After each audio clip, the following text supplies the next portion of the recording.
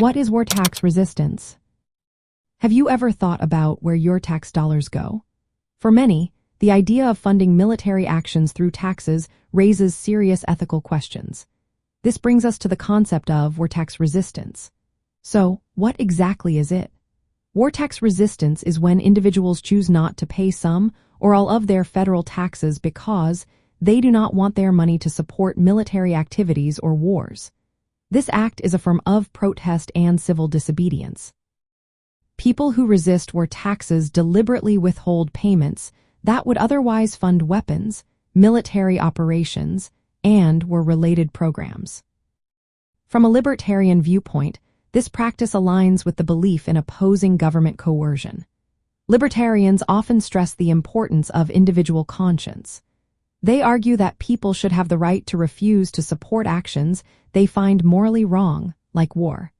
War tax resistance is seen as a way to assert personal liberty and to avoid complicity in state-sponsored violence.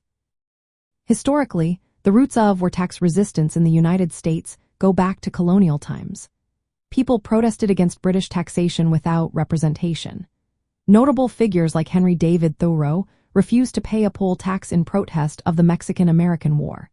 This tradition has continued, with various individuals and groups choosing not to pay taxes to avoid funding wars. Many of these resistors are motivated by pacifist or anti-militarist beliefs.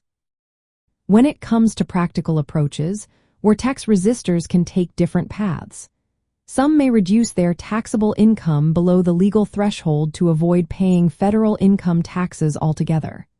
Others might refuse to pay taxes outright, accepting potential legal consequences like fines or property liens.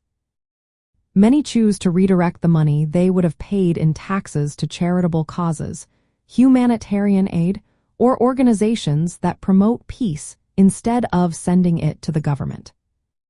War tax resistance is about commitment to nonviolence and integrity. Resistors do not seek personal financial gain.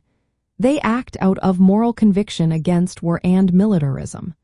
They accept the risks involved, believing that it is better to stand against violence than to support it through taxation.